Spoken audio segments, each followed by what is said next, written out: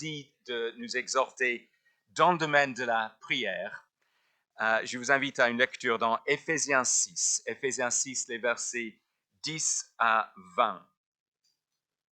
Éphésiens 6 à partir du verset 10. Au reste, soyez puissants dans le Seigneur par sa force souveraine.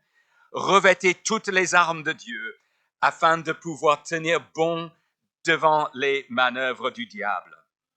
En effet, ce n'est pas contre le sang et la chair que nous luttons, mais contre les principats, contre les autorités, contre les pouvoirs de ce monde de ténèbres, contre les puissances spirituelles mauvaises qui sont dans les lieux célestes.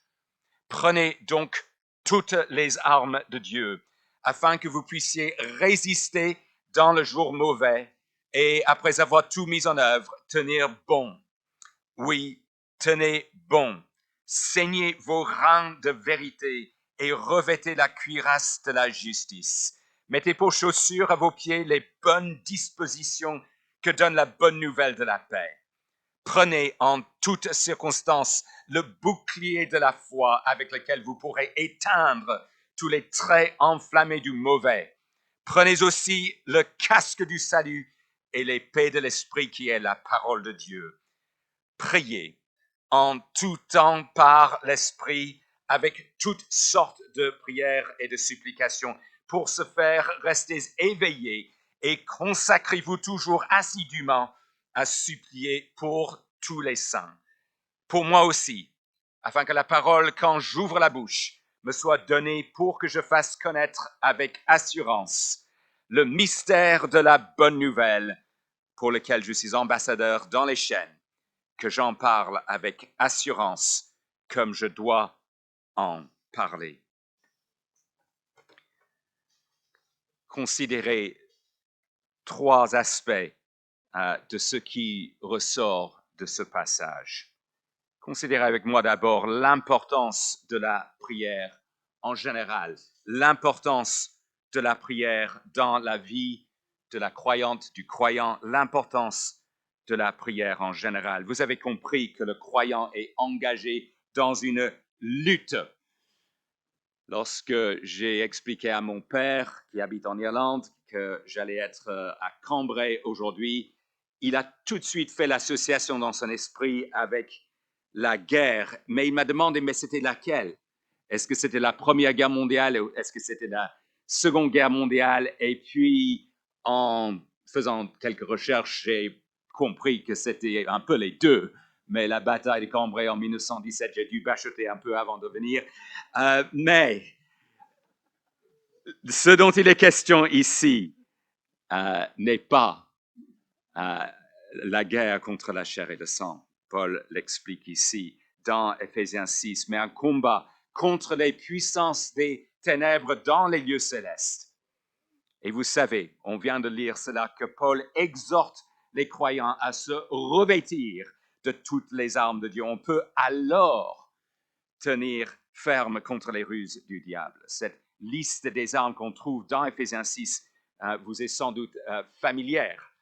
Nous devons nous ceinturer de la vérité, enfiler la cuirasse de la justice, nous chausser de l'empressement, annoncer l'évangile, nous protéger avec le bouclier de la foi. Nous devons aussi nous servir du casque du salut et de l'épée de l'esprit qui est la parole de Dieu.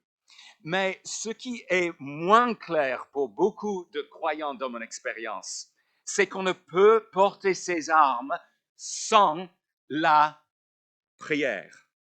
Juste après la liste des armes, Paul parle en effet de l'importance de la prière. Mais il n'a pas cessé de parler des armes du chrétien. Sa phrase n'est pas finie en fait, non pas prier au début du verset 18, mais priant.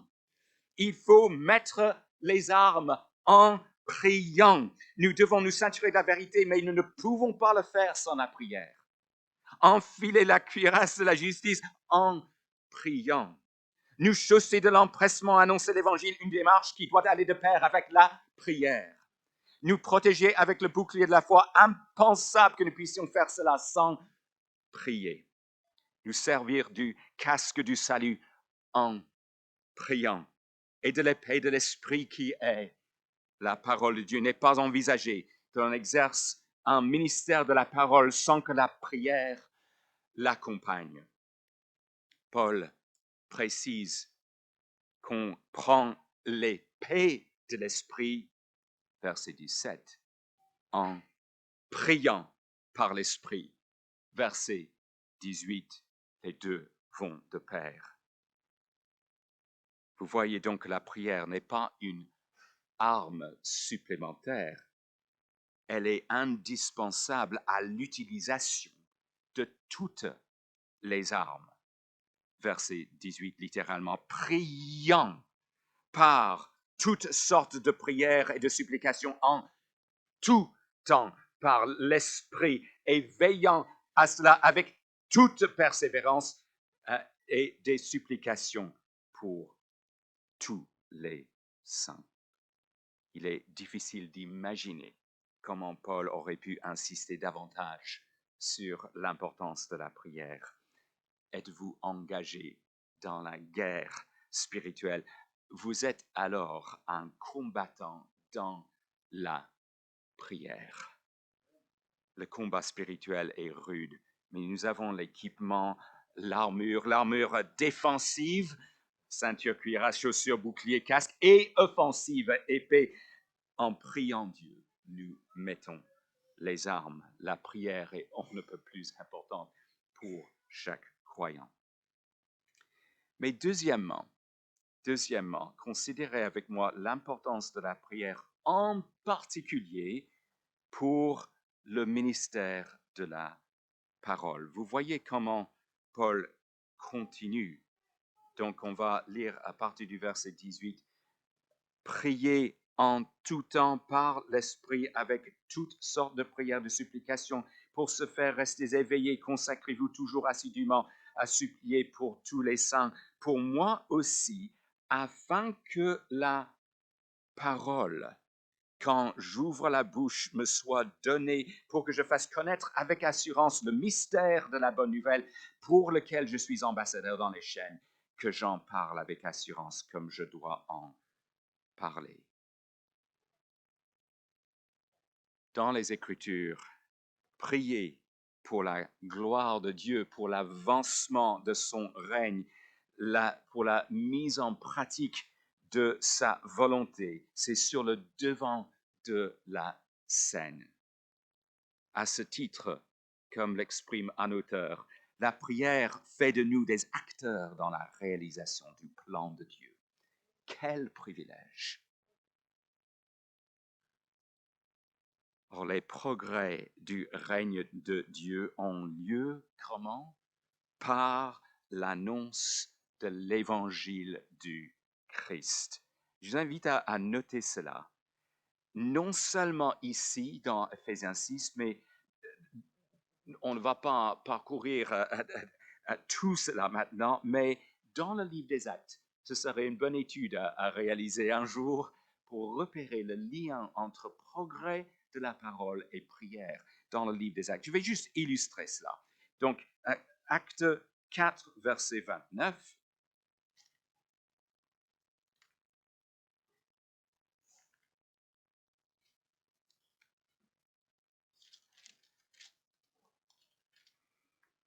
Pierre et Jean viennent d'être relâchés par les autorités. Écoutez la prière de l'Assemblée. Acte 4, verset 29. Et maintenant, Seigneur, sois attentif à leurs menaces et donne à tes esclaves de dire ta parole avec une entière assurance. Ou Acte 6, verset 4. Les apôtres ne peuvent pas tout faire. D'autres sont nommés pour s'occuper des veuves. Vous situez bien ce passage dans Acte 6. Les apôtres, eux, doivent se consacrer assidûment, Acte 6, verset 4, à la prière et au service de la parole, les deux ensemble, vous voyez. Dernier exemple dans le livre des Actes, Acte 13. début d'acte 13. Dans l'église d'Antioche, les prophètes et enseignants sont réunis pour glorifier Dieu et le Saint-Esprit leur dit de mettre à part Barnabas et Saul pour la tâche à laquelle il les a appelés. Ils jeûnent, ils prient, ils imposent des mains à ces deux serviteurs de l'Évangile. Dans l'Église qui était à Antioche, il y avait des prophètes et des maîtres, Barnabé, Simeon appelé Niger, Lucius de Cyrène, Malin, qui avait été élevé avec Hérode le tétrarque et Saul. Pendant qu'ils célébraient le culte du Seigneur et jeûnaient, l'Esprit Saint dit, mettez-moi à part Barnabé et Saul pour l'œuvre à laquelle je les ai appelés. Alors, après avoir jeûné et prié, ils leur imposèrent les mains et les laissèrent partir.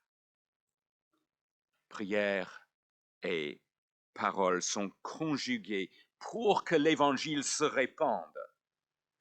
Si la moisson est grande et qu'il y a peu d'ouvriers, il faut prier le maître de la moisson afin d'envoyer des ouvriers dans sa moisson. La semaine la plus importante pour nous à l'Institut de Bruxelles, c'est notre semaine d'évangélisation. Et souvent, nous invitons, nous encourageons, nous demandons, nous supplions les amis de l'Institut de prier pour nous particulièrement durant cette semaine-là. Et nous citons régulièrement 2 Thessaloniciens 3 versets premiers que je vais maintenant lire à titre de dernière illustration de ce lien étroit entre parole et prière. 2 Thessaloniciens 3, verset 1er. Au reste, frères, priez pour nous afin que la parole du Seigneur poursuive sa course, court littéralement, et soit glorifiée comme elle l'est chez vous. On prie pour la propagation de l'Évangile. Troisièmement, considérez avec moi l'importance pour le futur serviteur de développer sa vie de prière. Considérez l'importance pour le futur serviteur de la parole de développer sa vie de prière. Je vous rappelle ce lien étroit entre le verset 17 et le verset 18 dans Éphésiens 6, 17 et 18. Comment est-ce qu'on utilise la parole de Dieu, l'épée de l'esprit? Eh bien, en priant, en prononçant des prières dans l'esprit, les deux ensemble dans Éphésiens 6.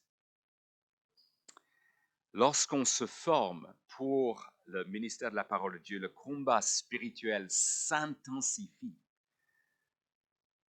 C'est par l'Évangile que Dieu œuvre pour le salut et la sanctification, et l'ennemi n'apprécie pas cela. Il ne voudrait pas que le monde entende la réalité, fin de Éphésiens 1,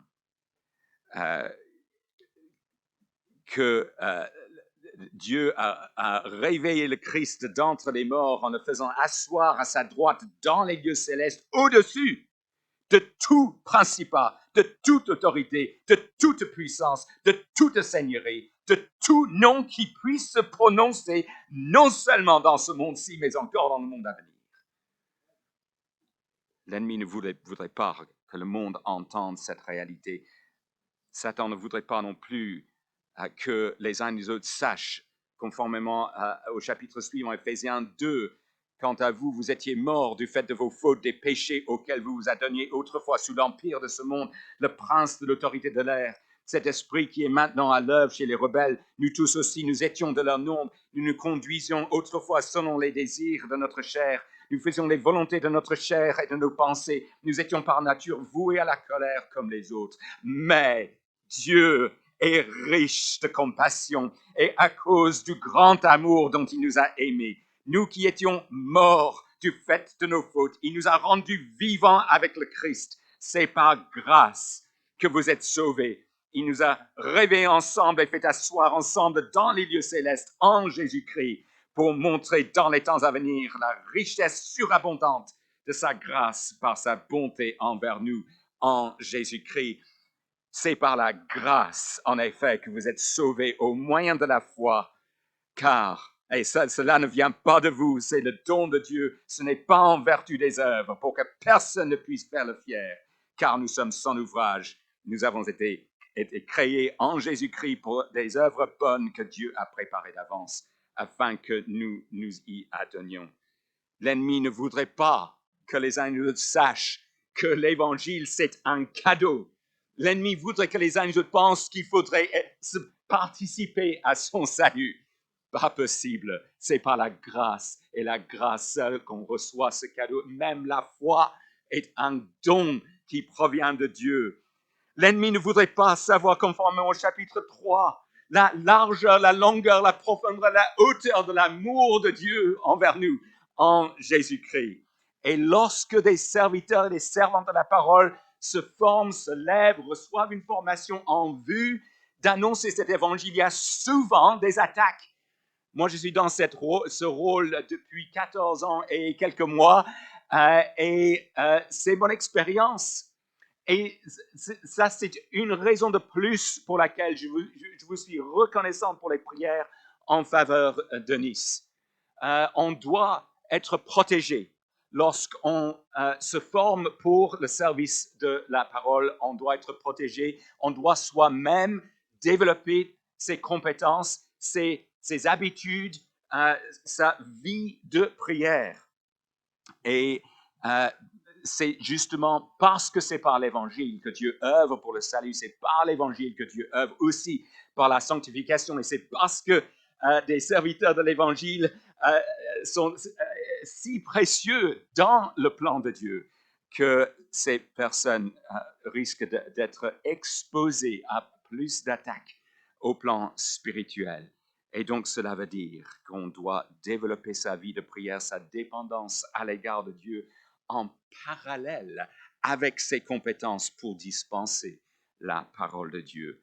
Merci, merci aux personnes de cette Église qui soutiennent dans la prière les serviteurs et les servantes qui ont figuré dans cette vidéo tout à l'heure dans la prière. Ces personnes qui ont besoin d'être entourées par des frères et sœurs qui les soutiennent dans la prière. Merci encore pour les prières que vous prononcez en faveur d'Eunice et d'autres.